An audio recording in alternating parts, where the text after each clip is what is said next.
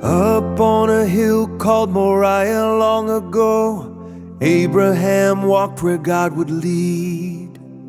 With Isaac by his side, the wood upon his back, and a promise in his heart he would believe. God will provide was the trembling reply as the question hung in the air. And heaven looked down at the faith of a man who would trust him anywhere. A ram in the thicket, mercy revealed, a son given back, a covenant seal. But the story was pointing ahead to the dawning of the cross, where the Lamb would bear the loss, where a father would not stay his hand, but fulfill redemption's plan. From Moriah to the Calvary's hill, every promise standing still. All the world would see the cross in the dawning of the cross. Into the streets of Jerusalem he came on a donkey mild and low. Crowds cried Hosanna and lifted their palms, not knowing what he knew below. For the Lamb was walking, carrying wood through the gate. But this time no voice would cry out from the sky, no ram would take his place. The promise unfolding, the moment had come. The Father would offer his Son. What Abraham saw from afar was the dawning of the cross, where the Lamb would bear the loss, where a father would not stay his hand, but fulfill redemption's plan. From Moriah to Calvary's hill, every promise standing still. All the world would see the cause in the dawning of the cross. By faith he believed God could raise the dead, as the epistle to the Hebrews has said. What was shadow now is flame. Love would write redemption's name. No substitute this time to stand. Nails would pierce the holy hands, but death itself would lose its claim when God called out his Son's name. This is the dawning of the cross, where heaven counts all gain as lost, where grace would flow through crimson streams, fulfilling all the ancient dreams. From a father's test to a kingdom won, from a bound boy to the risen Son. All the world redeemed because of the dawning of the cross. God will provide, the words still ring. Behold the Lamb, behold the King.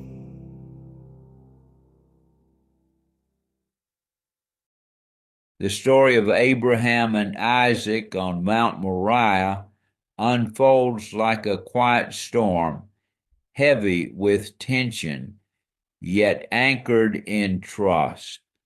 Abraham had walked with God long enough to recognize his voice, but this command pierced deeper than any before. Take your son, your only son Isaac, whom you love, and go to the land of Moriah. Offer him there. No argument is recorded, no delay, just obedience. Early the next morning, Abraham rose, split the wood, saddled the donkey, and set out with Isaac. The journey stretched across 3 days, 3 long nights, where every step echoed the weight of what lay ahead. Yet something unseen steadied him. This was not blind obedience, it was faith forged through years of promise. Isaac walked beside his father, carrying the wood on his own back. At last he broke the silence. "Father, we have the fire and the wood, but where is the lamb?"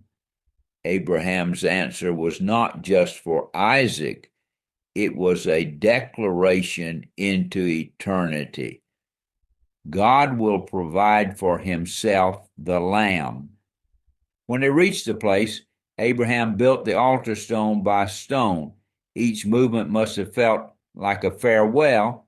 He bound Isaac, yet there is no record of resistance. The son trusted the father, just as the father trusted God. Then came the moment. Knife raised, heart surrendered, and heaven spoke. "Abraham, Abraham, do not lay a hand on the boy." A ram was caught in the thicket, a substitute provided.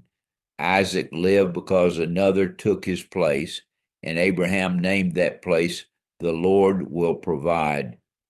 Centuries later, the writer of the Epistle to the Hebrews would look back on that mountain and pull back the curtain on Abraham's inner world. By faith, Abraham, when he was tested, offered up Isaac, accounting that God was able even to raise him from the dead. Hebrews 11. This is the astonishing truth. Abraham believed that even if Isaac died, God would still keep his promise. Somehow, some way, God would bring life out of death. In that sense, Isaac was received back as a kind of resurrection. Mount Moriah becomes more than a place. It becomes a preview. A father willing to give his son, a son carrying the wood, a promise hanging in the balance, a substitute provided. And Hebrews 11 tells us what fueled it all. Not emotion, not logic alone, but faith in a God who keeps his word even beyond the grave. Abraham didn't just believe God could provide a lamb, he believed God could overcome death itself.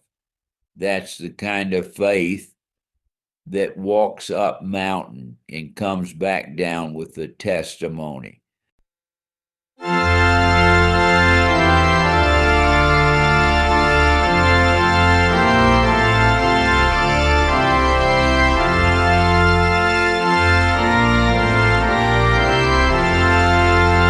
He came riding low on a borrowed colt. No crown but the dust of the road. Branches were laid where the broken had prayed. Hosanna, the people all cried. But behind every cheer was a shadow of fear. In the heart of the one who knew the scroll paved with praise would turn in 3 days to a cross he alone would bear. This is the dawning of the cross, when mercy meets our deepest loss, where arms will fall and skies broken, and hope will hang on a rugged wing. Glory is rising through the cause. This is the dawning of the cross. Children sang loud and the city was stirred. Prophets fulfilled in his name. But tears filled his eyes as he looked on the crowd, for they did not see why he came. O Jerusalem, peace was within your reach, but your hour would slip away. Still love walked on through the joyful song, toward the price he came to pay. This is the dawn of the cross, when mercy meets our deepest loss, where arms will fall and stripes broken, and hope will hang on a rugged name.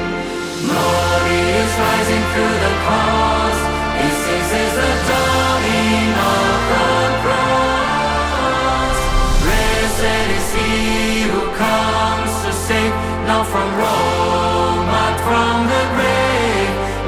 swords but nail-scarred hands, not to take but to ransom man. Heavy Hosanna was it, was still to fight his pain, and Calvary's hill for one Lord died. The end of all was lost, beginning at the fall. So wave your branches, let them fall, they mark the path to grace for all. For every shout and every tear would find redemption drawing near. The King they praised would wear a crown of thorns before the sun went down. Yet in the loss the world would see the triumph of eternity.